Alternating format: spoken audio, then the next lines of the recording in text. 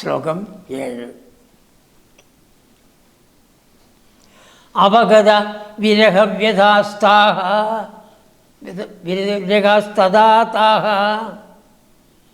എപ്പോൾ ഭഗവാൻ ഈ വിധത്തിൽ അവരെ ഓരോരുത്തരെയും സന്തോഷിപ്പിച്ചുവോ അവരുടെ ആ വിരഹത്വം കൊണ്ടുണ്ടായ വ്യഥ, ആ ദുഃഖം പോയി. അപഗതം, അത് മാറി, വിട്ടുപോയി. അങ്ങനെ ഭഗവാനിൽ നിന്നുള്ള വിരഹം കൊണ്ട് ഉണ്ടായ ദുഃഖം എപ്പോൾ മാറിയോ ഭഗവാൻ അവർക്ക് പരമമായ തത്വത്തിനെ പ്രദാനം ചെയ്യാണ്. രഹസ്യവിധായ ദദാഥ തത്വബോധം. ഓരോരുത്തരോടും രഹസ്യമായിട്ട് ഭഗവാൻ പറയുകയാണ്. അതായത് നാം പറഞ്ഞ പോലെ വള്ളിക്കുടിലുകൾ ഓരോരുത്തർക്കും ഉണ്ടെന്ന് വേണം വിചാരിക്കാൻ. ആരുമില്ലാത്തതായ സമയത്ത്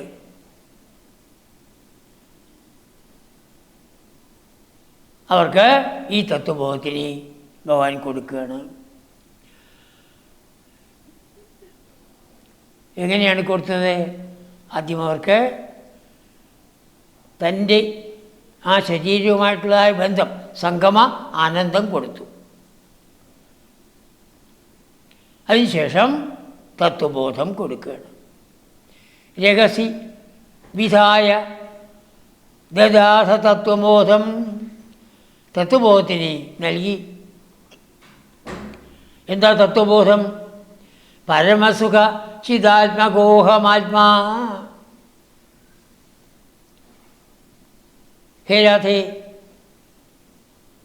ഞാൻ ആരാണ്? മനസ്സിലായി നിനക്ക്? അഹം ആത്മാ, ഞാൻ നിങ്ങളുടെ ആത്മാവാണ്. എൻ്റെ സ്വരൂപം പരമസുഖചിതാത്മകനാണ്.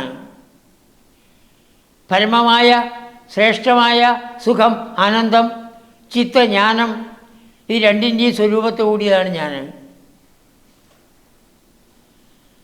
അങ്ങനെയുള്ള ഞാൻ നിങ്ങളുടെ ഓരോരുത്തരുടെയും ഉള്ളിലിരിക്കുന്നില്ലേ? ഓരോ ഗോപിയോടും പറഞ്ഞു. നിങ്ങളുടെ ഓരോരുത്തരുടെ ഉള്ളിലും ഞാൻ ആത്മാവായിട്ടിരിക്കുന്നില്ലേ? പിന്നെ എപ്പോഴാണ് ഞാൻ നിങ്ങളിൽ നിന്ന് വേർപെട്ടത്?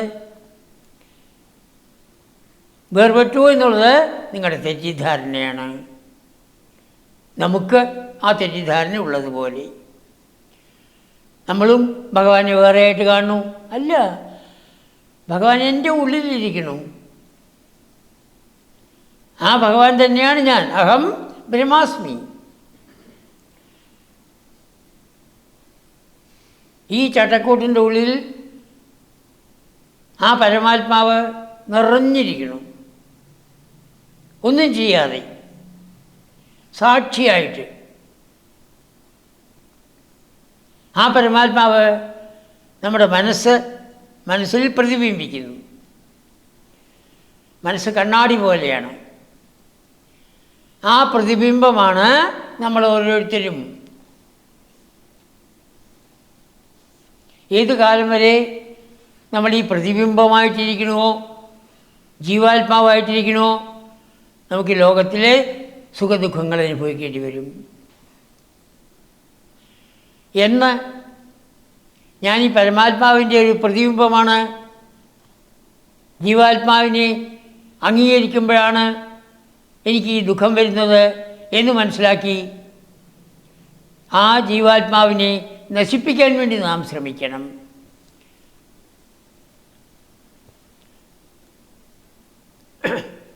എപ്പോൾ ജീവാത്മാവ് പോകുന്നുവോ അപ്പോൾ നമ്മൾ ഓരോരുത്തരും ആ പരമാത്മാവായിത്തീരുന്നു. നമ്മൾ കണ്ണാടിയുടെ മുമ്പിൽ പോയി അവിടെ നമ്മുടെ പ്രതിബിംബം കണ്ടു. ആരാ കണ്ണാടിയിലുള്ളത്? ഞാൻ. സംശയമുണ്ടോ ആർക്കെങ്കിലും ഇതിൽ? ഇല്ല, ഞാൻ തന്നെയാണ് ആ കണ്ണാടിയുടെ ഉള്ളിലുള്ളത്. ഈ കണ്ണാടിയിൽ ഉള്ളിലുള്ള ഞാനെ മാറ്റാൻ എന്താ വഴി? കണ്ണാടി എടുത്ത് മാറ്റണം.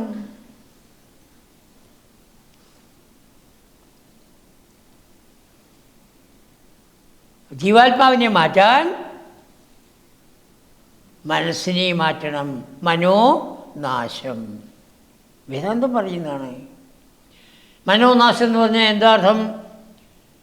നമ്മുടെ എല്ലാവരുടെയും മനസ്സ് വിഷയങ്ങളുടെ പിന്നാലെ പോയിക്കൊണ്ടിരിക്കുന്നു. ആദ്യത്തെ വിഷയം നമ്മുടെ ശരീരം തന്നെ. ഇതെന്നും ഇതുപോലെ ഇരിക്കണം. സാധിക്കുമോ? ഇല്ല. അപ്പോൾ ആദ്യത്തെ വിഷയം ഗാത്രം. ആ ഗാത്രത്തിനെ കുറിച്ച് തന്നെ എപ്പോഴും ചിന്തിച്ചു കൊണ്ടിരിക്കുന്നു. സൂക്കേട് വരരുത്, എന്നും ആരോഗ്യം ഉണ്ടാവണം, സാധ്യമല്ല. പിന്നെ ആ ഗാത്രം കൊണ്ട് നേടിയതായ മറ്റ് വസ്തുക്കളും മറ്റ് ബന്ധങ്ങളും. ഗാത്ര, കളത്ര. ഒരു പുരുഷനെ എടുക്കുക, കളത്രം. സ്ത്രീയാണെങ്കിലോ ഭർത്താവ്. അവർ രണ്ടുപേരിൽ നിന്നുണ്ടാകുന്ന പുത്രന്മാരെ, പുത്രിമാരെ. ഗാത്ര, കളത്ര, പുത്ര, പൗത്ര, മിത്ര, ഭൃത്യ, ബാന്ധവ, പശു, ഗൃഹ, ധന, ധാന്യ, മൊബൈലാദികൾ.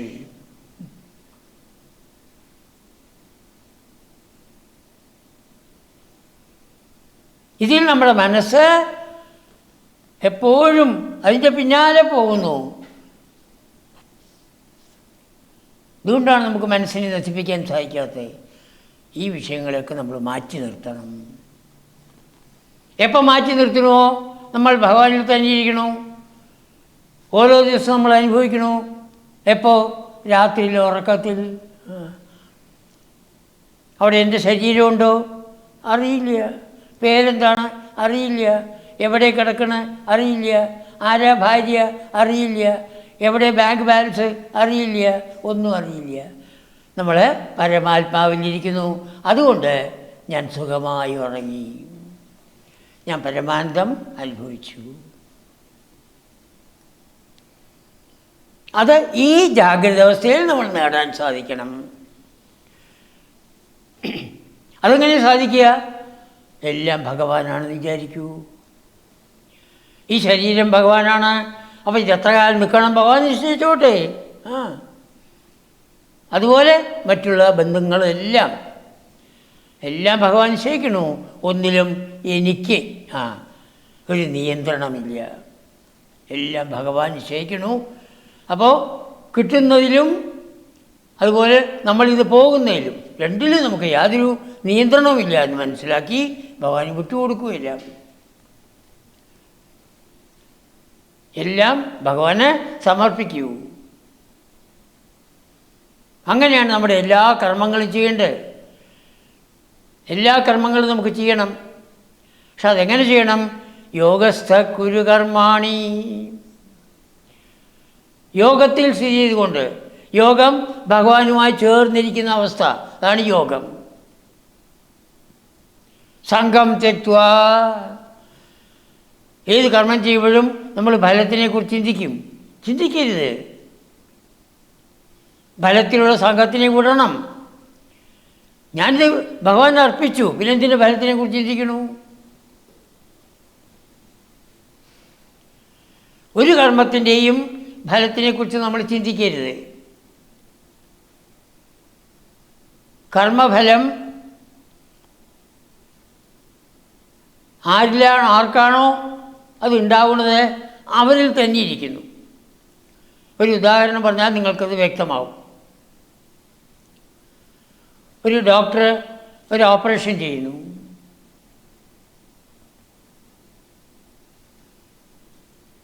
രോഗിക്കുള്ളതായ ഓപ്പറേഷൻ. എന്താ അതിൻ്റെ ഫലം? രോഗനിവാരണം അല്ലേ? രോഗനിവാരണം. ഓപ്പറേഷൻ കഴിഞ്ഞു, രോഗി സുഖമായി. ഫലം ആർക്കാ കിട്ടിയേ? രോഗിക്കാണ് കിട്ടിയേ, ഡോക്ടർക്കല്ല.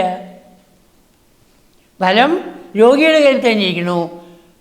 ഡോക്ടർക്ക് പ്രതിഫലം കൊടുക്കണു. ചെയ്ത പണിക്കൊരു കൂലി പോലെ പ്രതിഫലം. ഫലം എപ്പോഴും ആ വ്യക്തിയിലാണ് ഇരിക്കുന്നത്. ഒരു ഫലവും നമ്മൾ ആഗ്രഹിക്കാൻ പാടില്ല. അതാണ് എല്ലാം ഈശ്വരൻ അർപ്പിക്കൂ എന്ന് പറയുന്നതിൻ്റെ അർത്ഥം അതാണ്. ഫലം ഏത് വ്യക്തിക്കാണോ ആ വ്യക്തിയിൽ തന്നെ ഇരിക്കുന്നു. മറ്റാളെ സംബന്ധിച്ചിടത്തോളം പ്രതിഫലമാണ് കിട്ടുന്നത്. ഫലത്തിൽ ആകാംക്ഷ വെച്ചാൽ അത് നമുക്ക് ദുഃഖത്തിന് കാരണമായി തീരും. അത് ചെയ്യരുത്. ഫലം രണ്ട് വിധത്തിൽ വരും. സിദ്ധ്യോ സമോ ഭൂത്വ. ചില കർമ്മത്തിൽ നമുക്ക് ജയമുണ്ടാവാം, ചില കർമ്മത്തിൽ പരാജയമായിരിക്കാം. രണ്ടിലും ഒരേപോലെ ഇരിക്കണം. ഈ ഡോക്ടറുടെ കാര്യം തന്നെ എടുത്ത് നോക്കുക. രോഗിയുടെ സുഖക്കേട് മാറുമെന്ന് പറഞ്ഞാൽ അത് ഓപ്പറേറ്റ് ചെയ്യണു. ചിലപ്പോൾ സുഖക്കേട് മാറി, ഓപ്പറേഷൻ സക്സസ്ഫുള്ളായി അല്ലേ, സുഖക്കേട് മാറി, അപ്പോൾ രോഗിക്ക് സുഖമായി. ചിലപ്പോൾ രോഗി മരിച്ചു എന്ന് വരാം. രോഗി സുഖമായി, സുഖക്കേട് മാറി സുഖമായാലും രോഗി മരിച്ചാലും ഡോക്ടറെ ബാധിക്കാൻ പാടില്ല. ഞാൻ എൻ്റെ കർമ്മം ചെയ്തു, അത് ആത്മാർത്ഥമായി ചെയ്തു.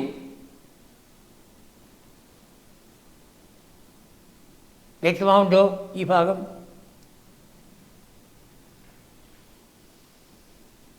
സിദ്ധ്യോ സമോ ഭൂത്വ സമത്വം യോഗ ഉച്യതേ.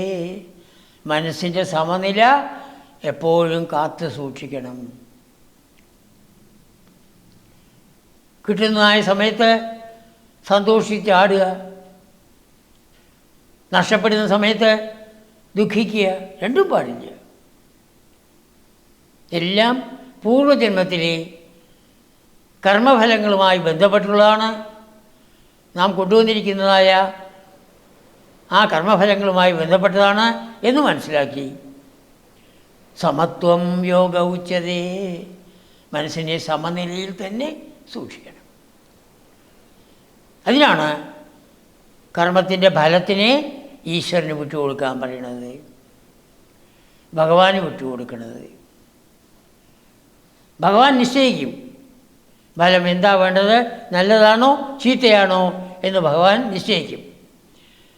ഇത് നോക്കിയിട്ട് ആ വ്യക്തിയുടെ പൂർവ്വജന്മത്തെ നോക്കിയിട്ട്, ആ വ്യക്തിയുടെ പൂർവ്വജന്മത്തിലെ പുണ്യമാണ് ഇപ്പോൾ വികസിച്ചിരിക്കണമെന്ന് വിചാരിക്കുക, നന്നായിരിക്കും. പാപമാണ് വികസിച്ചാലോ മോശമായിരിക്കും.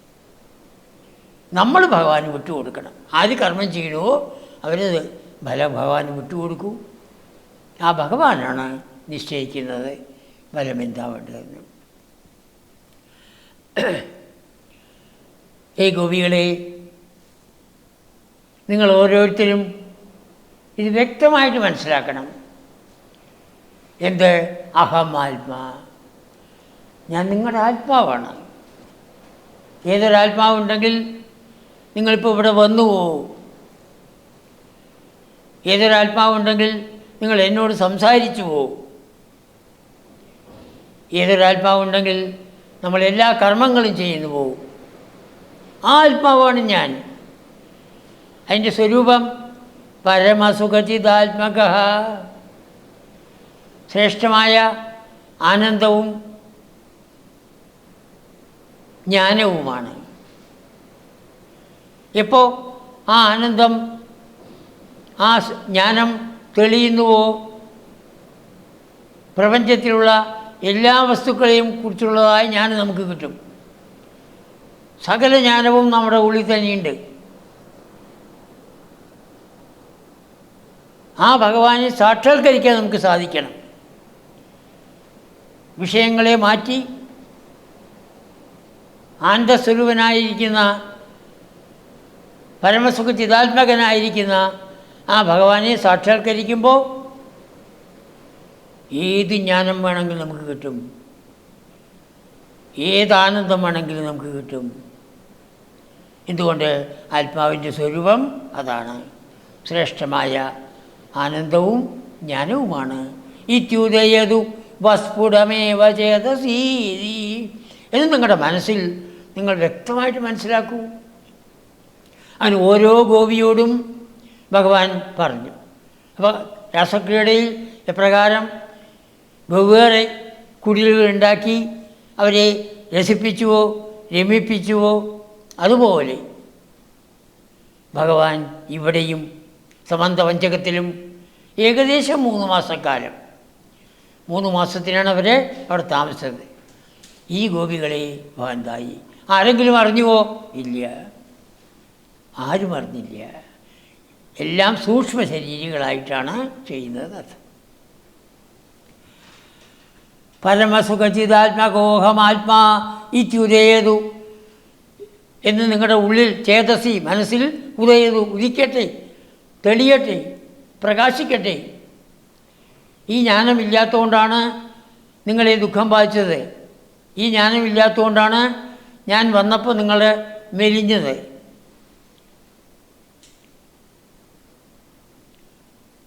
ഞാൻ എന്നും നിങ്ങളുടെ കൂടെയുണ്ട് എന്ന് മനസ്സിലാക്കണം. നമുക്കുമുള്ള ഉപദേശമാണ്. ഭഗവാൻ എന്നും നമ്മുടെ കൂടെയുണ്ട്. അതുകൊണ്ട് മാത്രമാണ് നമുക്ക് ഈ വിധത്തിൽ ഈ ജ്ഞാന സമ്പാദനം സാധ്യമാവുന്നത്. ഇതാണ് പല ശാസ്ത്രങ്ങളും പഠിക്കാനും അതുകൊണ്ട് നമ്മുടെ മനസ്സിനെ ഉദാത്തമാക്കാനും നമുക്ക് സാധിക്കുന്നത് ആ ആത്മാവ് ഉള്ളിലുകൊണ്ടാണ്. നിരന്തരം ആത്മാവിനെക്കുറിച്ച് ചിന്തിച്ചു കൊണ്ടിരിക്കുക. ഇല്ലെങ്കിൽ കാലക്രമേണ അത് വിട്ടുപോയി എന്ന് വരാം. അതാണ് പല സന്ദർഭത്തിലും അത് കണ്ടിട്ടുണ്ട്. നിരന്തര ചിന്ത വേണം. അതുകൊണ്ടാണ് പറയുന്നത് എപ്പോഴും നാമം ജപിക്കുക. അതിന് പ്രത്യേക സമയമുണ്ടല്ലോ. രാവിലെ എണീച്ച് കുളിക്കുന്ന സമയത്ത്, അടുക്കളയിൽ പണിയെടുക്കുന്ന സമയത്ത്, ഓഫീസിലേക്ക് പോകുന്ന സമയത്ത്, അല്ലെങ്കിൽ വേറെ എന്ത് കർമ്മമാണോ ആ കർമ്മം ചെയ്യുന്ന സമയത്ത് വളരെ ഏകാഗ്രത വേണ്ടപ്പോൾ മാത്രം ചിലപ്പോൾ നിന്നു പോവും. സാരമില്ല, വീണ്ടും പിടിച്ചു കൊണ്ടുവരണം. ഇപ്രകാരം ഉത്സവപ്പറമ്പിൽ നമ്മൾ കയ്യിൽ പിടിച്ചതായ കുട്ടി ബലൂണും ജയൻ്റ് വീലും ഒക്കെ കാണിക്കുന്ന സമയത്ത് നമ്മുടെ കയ്യെ വലിച്ചുകൊണ്ട് ഓടുന്നു പോവും. അതുപോലെ മനസ്സ് ആകുന്ന കുട്ടി വിഷയങ്ങളുടെ പിന്നാലെ ഓടിക്കൊണ്ടിരിക്കും. ഓടാൻ സമ്മതിക്കരുത്. വിഷയങ്ങളിൽ നിന്ന് മനസ്സിനെ മെല്ലെ മെല്ലെ മാറ്റൂ. ആഗ്രഹങ്ങൾ മാറ്റൂ. ഒരാഗ്രഹവും വയ്ക്കാതിരിക്കൂ. നിസ്പൃഹത്വം കൈവരിക്കൂ.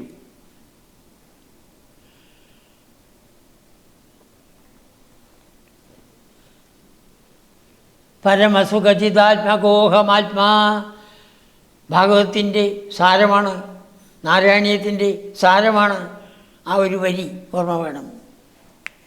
പരമസുഖ ചിതാത്മകോഹമാത്മാ വേദാന്തത്തിൻ്റെ സാരമാണത്. അഹം ആത്മാ, ഞാൻ ആത്മാവാണ്. നമ്മൾ ഓരോരുത്തരും ഞാൻ എന്ന് പറയുന്നത് ആത്മാവാണ്. എൻ്റെ സ്വരൂപം എന്താണ്? പരമസുഖചിതാത്മക, ശ്രേഷ്ഠമായ ആനന്ദവും ജ്ഞാനവും അതിൻ്റെ സ്വരൂപത്തോടു കൂടിയതാണ്. അപ്പോൾ ഒരു വിധത്തിലും ദുഃഖം നമ്മളെ ബാധിക്കാൻ തരവില്ല. ഈ അറിവില്ലാത്തതുകൊണ്ടാണ് ദുഃഖം ബാധിക്കുന്നത്. ഈ അറിവ് വയ്ക്കൂ. ആനന്ദസ്വരൂപനായ എന്നെ എങ്ങനെ ദുഃഖം ബാധിക്കും? തീക്കട്ടയിൽ ഉറുമ്പരിക്കുമോ? ഇല്ല. ഞാൻ തീക്കട്ടയാണ്. പക്ഷെ ഇന്ന് എന്തുണ്ട്? ആ ശാരം ഒന്ന് മൂടിയിരിക്കുന്നു. അജ്ഞാനം. എന്താ അജ്ഞാനം? ഞാൻ ഈ ശരീരമാണെന്നുള്ള വിചാരം. ഞാൻ ഈ ശരീരമല്ല. ഈ ശരീരത്തിനെ പ്രകാശിപ്പിക്കുന്ന ചൈതന്യമാണ്. അതാണ് ആത്മാ. ഗോപികൾക്ക് എന്തെന്നില്ലാത്ത സന്തോഷമുണ്ടായി.